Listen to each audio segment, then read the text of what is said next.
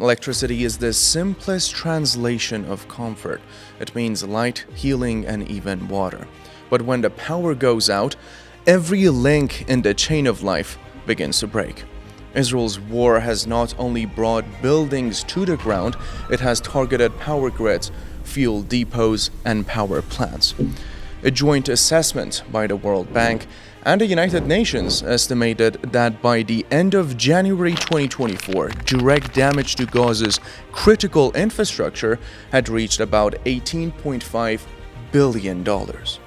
This staggering loss includes the destruction of Gaza's energy infrastructure, its distribution lines, substations, central power plant, and even household and community solar systems that once provided emergency electricity to many families.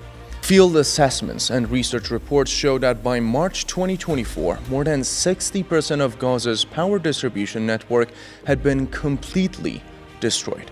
Some estimates indicate that up to 90% of local solar panels have been damaged, while large solar arrays have also been wrecked.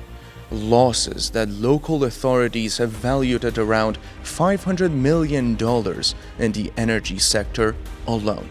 Fuel is what keeps the cycle of essential services alive, powering hospital generators, water pumps, and even bakeries. The United Nations has warned that fuel shortages have reached critical levels. Power outages mean water pumps and treatment plants stop working. When sewage can no longer be pumped, it overflows into the streets, polluting soil and groundwater. Reports make it clear that the damage to energy infrastructure and fuel storage sites has created major pathways for soil and water contamination. Leaks from damaged fuel tanks and widespread fuel combustion have released hydrocarbons and toxic particles into the environment. Substances that not only emit foul odors but can contaminate soil for years and threaten subsurface water resources. Even cleanup operations themselves contribute to emissions. The collection, processing, and transport of debris alone could generate over 90,000 tons of carbon dioxide, a grim reminder that war inflicts not only human loss but also profound environmental damage.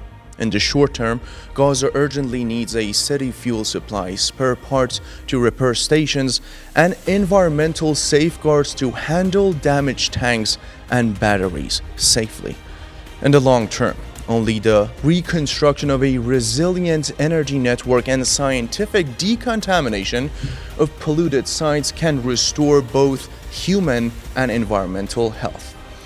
The energy that has been taken from Gazan people can be restored. But doing so requires willpower, resources, and time guided by expertise. Every liter of fuel that reaches a vital facility, every grid reconnected, is equivalent to breathing life back into a city that has long lived in darkness.